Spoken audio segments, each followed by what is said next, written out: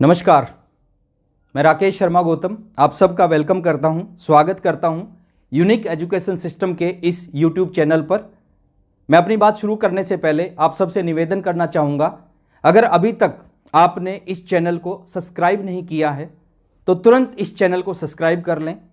RCM business को बहुत बड़ा करने के लिए जिस एजुकेशन की ज़रूरत पड़ेगी, जिस मोटिवेशन की ज़रूरत पड़ेगी, वो सारी की सारी एजुकेशन के वीडियो आपको इस चैनल पर उपलब्ध मिलेंगे। मैं धन्यवाद करना चाहूँगा पूरी यूईएस की टीम का, मैं धन्यवाद करना चाहूँगा पूरी यूईएस मैनेजमेंट का, जिन्होंने मौका दिया आप सभी से बात करने का। मैं जो साथी मेरे को पहली बार सुन रहे हैं, मैं अपना परिचय देता हूँ। मेरा नाम राकेश शर्मा गौतम, जन्म हरियाणा के एक छोटे से गाँव में हुआ, एजुकेशन सरकारी स्कूल में हुई। 10+2 के एग्ज़ाम देने के बाद घर की फाइनेंशियल कंडीशन ज़्यादा अच्छी नहीं थी, तो डिसीजन लिया पढ़ाई के साथ एक पार्ट टाइम जॉब भी करूंगा। पढ़ाई के साथ पार्ट टाइम जॉब की, एक मैजिशियन के साथ 1500 रुपये महीने की असिस्टेंट का काम स्टार्ट किया।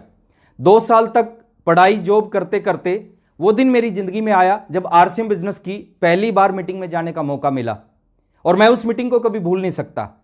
मेरी ज़िंदगी की पहली मीटिंग, उस मीटिंग में गया, 1 घंटा 5 मिनट मीटिंग चली, और उस 1 घंटा 5 मिनट में इस इंडस्ट्री के बारे में, आरसीएम बिजनेस के बारे में, आरसीएम बिजनेस के फ्यूचर के बारे में बहुत कुछ बताया गया। और मैं आज भी, मेरे को वो दिन याद है, उस मीटिंग में बैठने के बाद मैंने एक डिसीजन लिया। वो मेरी ज़िंदगी का सबसे बड़ा डिसीजन था। और कहा जाता है ज़िंदगी के कुछ फैसले मुश्किल होते हैं, लेकिन वही फैसले जीवन को बदल देते हैं। मैंने डिसीजन लिया, आज के बाद मैं ना पढ़ाई करूँगा, ना मैं नौकरी करूँगा, आज के बाद फुल टाइम आरसीएम करूँगा। घर पे आया, अपने पेरेंट्स से बात की, आरसीएम बिजनेस को करना चालू किया। जो शुरुआत में जो चैलेंज आते हैं, वो चैलेंज मेरे साथ भी आए। अगर आज से 20 साल पहले की बात करें, उस समय आरसीएम बिजनेस के पास में 2 प्रोडक्ट थे। उस समय कोई पिकअप सेंटर नहीं होता था, कोई प्रोग्राम नहीं होते थे, कोई इनकम के बहुत बड़े एग्जाम्पल नहीं थे। मैंने आरसीएम करना चालू किया। शुरुआत में पहले महीने खूब काम किया, खूब लोगों को बिजनेस बताया। मैक्सिमम लोगों ने सुनने से पहले ही मना कर दिया, बट कुछ लोगों ने ज्वाइन किया, और कुछ लोगों के ज्वाइन करने से 544 रुपये की इनकम आई। दूसरे महीने 704 रुपये की इनकम आई। कुछ महीने आरसीएम करने के बाद में कुछ ट्रेनिंग्स को अटेंड करने का मौका मिला, और जिस भी ट्रेनिंग में मैं गया, हर ट्रेनर ने एक ही चीज़ बोली, अगर इस बिज़नेस में कामयाब होना है, इस इंडस्ट्री में बहुत आगे जाना है, तो आपको इस बिज़नेस को सीखना पड़ेगा। बिना सीखे इस बिज़नेस में बड़ी कामयाबी नहीं मिल सकती। और वही चीज़ दिमाग में घुस गई कि सीखने से ही बड़ी कामयाबी मिलेगी। सीखना चालू किया, करना चालू किया। पहले साल खूब काम किया, खूब मेहनत की। पहले साल में केवल इस बिज़नेस से 16,000 रुपये आए। दूसरे साल फिर खूब काम किया, खूब सीखा, खूब मेहनत की। दूसरे साल में इस बिज़नेस से 65,000 रुपये आए। ये 2 साल की मेहनत, उस 2 साल की मेहनत का रिजल्ट मिला 2.5वें साल में। 2.5 साल जब मेरे को इस बिज़नेस को करते हुए, तो मैं आरसीएम का रॉयल्टी अचीवर बना। मैं आप सबको एक ही चीज़ कहूँगा, 2.5 साल तक मैंने 2 ही काम किए, इस बिज़नेस को सीखा और इस बिज़नेस को नहीं छोड़ा। बहुत सारे साथी गलती करते हैं, जब बिज़नेस नहीं चलता तो सीखना छोड़ देते हैं, या ये बिज़नेस को ही छोड़ देते हैं। लेकिन मैंने ऐसा कुछ नहीं किया, सीखना भी चालू रखा और बिज़नेस में काम करना भी चालू रखा। उसी का रिजल्ट है कि रिजल्ट मिलेंगे तो बहुत बड़े रिजल्ट मिलेंगे।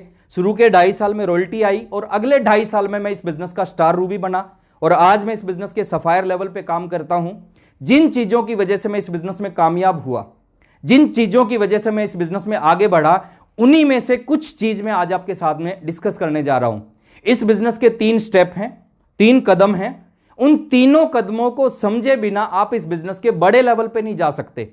आपने कब बिज़नेस को ज्वाइन किया, कौन आपके अपलाइन में है, कौन आपकी डाउनलाइन में है, कौन क्या है, उससे आपको कामयाबी नहीं मिलेगी। बल्कि आपके पास इस बिज़नेस की 3 तरह की जो नॉलेज है, वो है या नहीं है, उससे आपको कामयाबी मिलेगी। पहला नॉलेज, पहला स्टेप इस बिज़नेस का है, वो है 6 बेसिक, 6 ऐसे बुनियादी कदम जिनको आपने करना है, और डे 1 से करना है। अगर आप इस बिज़नेस में बड़ी सक्सेस, ये दुनिया का सबसे बड़ा बिज़नेस है। बड़ा बिज़नेस में क्यों बोलता हूं? बड़ा बिज़नेस में इसलिए बोलता हूं क्योंकि दुनिया के किसी भी काम को हर तरह के व्यक्ति नहीं कर सकते। हर तरह का व्यक्ति डॉक्टर नहीं बन सकता, हर तरह का व्यक्ति इंजीनियर नहीं बन सकता, हर तरह का व्यक्ति किसान नहीं बन सकता, हर तरह का व्यक्ति बस ड्राइवर नहीं बन सकता, लेकिन ये दुनिया का एकमात्र ऐसा बिजनेस है जिसको हर तरह का व्यक्ति कर सकता है। एक डॉक्टर भी इस बिजनेस को कर सकता है, एक इंजीनियर भी कर सकता है, किसान भी कर सकता है, एक स्टूडेंट भी कर सकता है, महिला भी कर सकती है। ये दुनिया का मात्र एक ऐसा बिजनेस है जिसको हर कैटेगरी के लोग कर सकते हैं। तो मैं बात करता हूं 6 बेसिक स्टेप। अगर रियल में आप इस बिजनेस में कामयाब होना चाहते हैं, डे 1 से जो 6 बेसिक काम है, बेसिक काम को करने से क्या होगा, बेसिक काम को करने से आपका बेस बन जाएगा। इस बिजनेस को बड़ा बनाना है, एक बड़ी बिल्डिंग बनानी है, झोपड़ी बनाने के लिए बेस की जरूरत नहीं है, वो धरती के ऊपर बन जाती है। बट अगर आप बड़ी बिल्डिंग बनाना चाहते हैं, बड़ी बिल्डिंग बनाने के लिए आपको बेस की जरूरत पड़ेगी। उसके मजबूत जितना बेस होगा बिल्डिंग उतनी। तो 6 बेसिक को लगातार आप करते जाएंगे, आपका बेस बन जाएगा, और जितना मजबूत बेस होगा उतना ही बड़ा बिजनेस आप खड़ा कर पाएंगे। दूसरा है 8 कोर स्टेप।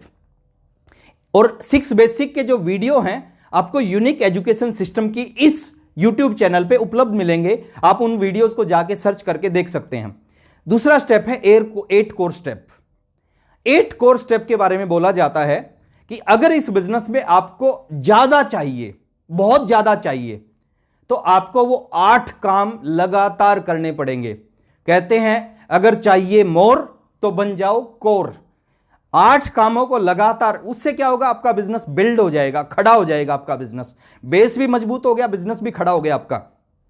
और तीसरा जो स्टेप है, थर्ड जो स्टेप है, वो है 7 कार्डिनल रूल। 6 बेसिक और 8 कोर स्टेप, ये दोनों चीज आपको करनी है, लगातार करनी है। ये दोनों चीज आपके बिजनेस को बड़ा कर देंगी। बट जो 7 कार्डिनल रूल हैं, कार्डिनल रूल किसको बोला जाता है, कार्डिनल वो काम है जिनको इस बिजनेस में आने के बाद आपको नहीं करना। इन दोनों चीजों में अंतर है, उनको करना है और इसको नहीं करना। अगर आप ये सारी चीजें समझ जाते हो और इसके ऊपर सही काम करते हैं, तो दुनिया की कोई भी ताकत आपके बिजनेस को, आपकी इनकम को, वो इस बिजनेस में जो बोला जाता है time freedom, money freedom, security, उन चीजों को हासिल करने से आपको रोक नहीं सकती। तो मैं आज 7 कार्डिनल रूल में से अगर मैं बात करूं, जो फर्स्ट कार्डिनल रूल के बारे में, जिसका वीडियो इस एजुकेशन सिस्टम की इस YouTube चैनल पे उपलब्ध है, हमारे एक शानदार लीडर महावीर सारंग जी ने आपको बताया। सेकंड कार्डिनल रूल जो है हमारे इस बिजनेस के डायमंड, ग्रेट डायमंड ना, रियल डायमंड, सुरेंद्र वत्स जी ने आपको बताया। थर्ड कार्डिनल रूल जो हमारे इस बिजनेस के बारे में बोला जाता है, वो इस सिस्टम के बहुत बड़े अचीवर हैं, प्लस वो इस बिजनेस के पहले करोड़पति हैं। जितने भी लोग आज रिकॉर्ड बना रहे हैं, कहीं ना कहीं उसकी शुरुआत उन्होंने की थी। श्रीमान मुकेश कोठारी जी, जिनको इस बिजनेस का अमिताभ बच्चन बोला जाता है, मुकेश कोठारी सर ने बताया।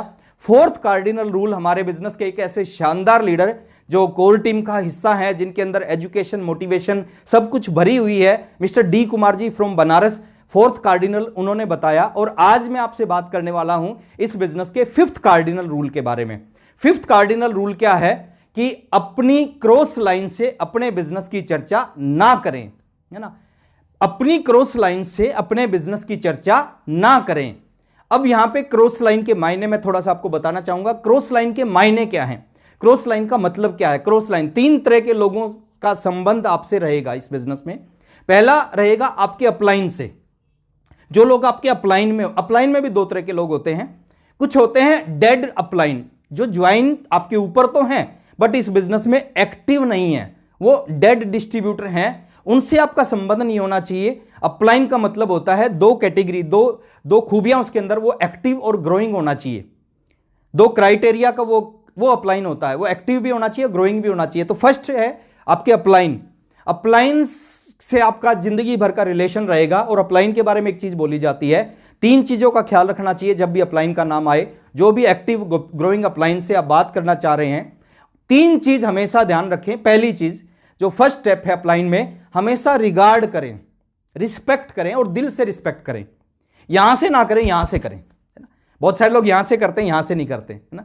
तो मैं कहता हूं यहां से उस अपलाइन का कोई ना कोई रोल उसका जरूर है आपके बिजनेस में। और एक चीज बोली जाती है, इस बिजनेस में बड़ी कामयाबी आपको अपलाइन की वजह से, 90% जो आपका बिजनेस चलेगा वो अपलाइन की वजह से चलेगा। 10% बिजनेस आपका अपनी वजह से और डाउनलाइन की वजह से चल सकता है। तो अपलाइन का रिस्पेक्ट करें, आप उनकी बातों को फॉलो करें, जो भी आपको गाइड करें। देखिए, कोई भी अच्छा अपलाइन है आपको कभी गलत गाइड कर ही नहीं सकता।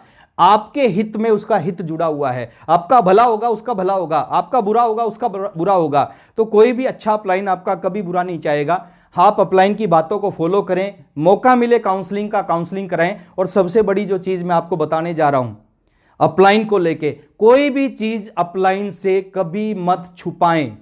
हर चीज अपलाइन के सामने आप डिस्कस करें। आपका वर्किंग का तरीका क्या है, आपकी सोच क्या है, आप कितना टाइम इस बिजनेस में देते हैं, आप क्या अचीव करना चाहते हैं। कहते हैं डॉक्टर से, वकील से और अपलाइन से कभी कुछ नहीं छुपाना चाहिए। तो अपलाइन से आपको कभी कुछ नहीं छुपाना चाहिए, क्योंकि अपलाइन एक ऐसा व्यक्ति होता है जो आपको इस बिजनेस में वहां पहुंचा सकता है जहां पे इस बिजनेस में आप पहुंचना चाहते हैं। तो अपलाइन के साथ आपका रिलेशन बहुत अच्छा होना चाहिए। सेकंड होता है आपकी डाउनलाइन। डाउनलाइन जो लोग आपके नीचे हैं, वहां पे आपको एक छोटा सा काम करना चाहिए। डाउनलाइन के साथ भी आपका रिलेशन बहुत अच्छा होना चाहिए। आप उनके लिए सोचें, उनके लिए मेहनत करें, उनके लिए प्लानिंग करें, उनकी हेल्प करें, उनको सिखाएं इस बिजनेस को। और आप कॉमन सेंस का यूज करके जो चीजें उनको बताने की होती है वो चीज अपनी डाउनलाइन के साथ आपको शेयर करनी चाहिए। जैसे फादर और बच्चे का, चाइल्ड एंड फादर का जो रिश्ता होता है, वही इस बिजनेस में, इस इंडस्ट्री में अपलाइन और डाउनलाइन का रिश्ता होता है। तीसरा रिलेशन होता है क्रॉस लाइन। अब कुछ लोग सोचते हैं कि ऊपर वाले भी आ गए, नीचे वाले भी आ गए, ये क्रॉस लाइन कौन है? क्रॉस लाइन कौन होता है? जो आपके ना अपलाइन में होती है ना डाउनलाइन में होती है, वो आपके साइड में, वो आपके अपलाइन की सेकंड लेग हो सकती है, आपके अपलाइन की लेग हो सकती है, या वहां से भी क्रॉस हो सकती है। वहां पर आपका रिलेशन कैसा होना चाहिए? और आज मैं उसी टॉपिक के ऊपर आपसे बात करने आया हूं कि अपलाइन के साथ में रिलेशन, डाउनलाइन के साथ, क्रॉस लाइन के साथ आपका रिलेशन कैसा होना चाहिए। देखिए क्रॉस लाइन क्या होती है? क्रॉस लाइन आपकी हेल्प लाइन होती है।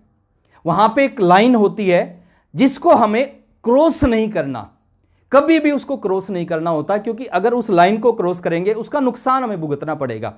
रेड लाइट को जंप करने से चालान आएगा, ये नियम है सर, ये रूल है, इस रूल को आप नहीं ब्रेक कर सकते। ऐसे ही क्रॉस लाइन का रूल है, नियम है कि आप क्रॉस लाइन के साथ एक संबंध होने चाहिए, पॉजिटिव संबंध होने चाहिए। लेकिन वत्स साहब बताते हैं वो संबंध इतने गहरे नहीं होने चाहिए कि आप उनके ड्राइंग रूम में जाके बैठे और वो आपके ड्राइंग रूम में जाके बैठे। और ये रूल जिंदगी भर लागू रहेगा। इस रूल को कभी बदला नहीं जा सकता, कभी चेंज नहीं किया जा सकता इस रूल को। तो मैं आपको यही बताना चाहूंगा, जो आपके क्रॉस लाइन के साथ जो रिलेशन है ना, वो रिलेशन एक लिमिट में होने चाहिए। आप कभी भी क्रॉस लाइन मिलती हैं, फंक्शनों में मिलती हैं, आप पॉजिटिव बात करें। इसमें लेके 3 पॉइंट मैं आपके साथ में डिस्कस करना चाहता हूं। पहला point, number 1 point, cross line के साथ में जो आपका रिलेशन है वो अच्छे फ्रेंड वाला रिलेशन होना चाहिए। आप हमेशा उसके बारे में अच्छा अच्छा सोचें। देखिए नेचर का एक नियम है, आप किसी भी व्यक्ति के बारे में जैसा सोचते हैं वैसा ही जवाब उसका मिलता है। वत्स साहब एक स्टोरी सुनाते हैं, स्टोरी मैं आपके साथ में शेयर करता हूं। एक राजा थे, वो राजा यंग थे और जितने भी उनके राज्य में जो बुजुर्ग लोग थे, बूढ़े लोग थे, उनके बारे में वो ज़्यादा अच्छा नहीं सोचते थे। वो कहते थे कि ये जो बूढ़े लोग हैं ये बोझ होते हैं, ये कोई काम नहीं करते, ये क्या खाली खाते रहते हैं, और ये पूरे हमारे राज्य का बहुत सारा अनाज खाते हैं, बोझ है हमारे राज्य पे। तो एक दिन राजा अपना भेष बदल के गए और उनको देखा कि यार ये बूढ़े लोग मेरे बारे में क्या सोचते हैं, मैं तो उनके बारे में ऐसा सोचता हूँ। तो भेष बदल के गए तो किसी बूढ़े व्यक्ति से पूछा कि बाबा जो आपके राजा हैं वो कैसे हैं? तो उन्होंने कहा यार बड़ा निकम्मा राजा है ना, कुछ नहीं करता, सारा दिन अपने राज्य में बैठा रहता है ना, जो हमारे लिए करना चाहिए वो नहीं करता, बहुत ही बकवास बेकार राजा है। दूसरे से पूछा, उसने भी कुछ इसी तरह का रिप्लाई किया। तीसरे ने पूछा, उसको भी कुछ इसी तरह का रिप्लाई किया। उस राजा ने सोचा, वो राजा की जो सोच थी वो जवान लोगों के बारे में बहुत अच्छी थी। वो कहते हैं जो यंग लोग होते हैं ना वो बहुत अच्छे होते हैं, वो बहुत मेहनत करते हैं, बहुत काम करते हैं, राज्य को आगे बढ़ाने के लिए राज्य की सुरक्षा करते हैं, यहाँ पे नौकरी करते हैं हमारे यहाँ पे। तो उसने किसी यंग व्यक्ति से पूछा भेष बदल के, आपके राजा कैसे हैं? तो राजा, उस यंग व्यक्ति ने कहा कि बहुत सुपर राजा हैं, उससे अच्छा राजा हो ही नहीं सकता, बहुत केयर करते हैं, बहुत हमारा ध्यान रखते हैं, ख्याल रखते हैं, बहुत अच्छी तनख्वाह देते हैं, हमारा घर उनकी वजह से चलता है। तो कहने का मतलब है आप जिसके बारे में जैसा आप बोओगे ना वैसा आप काटोगे।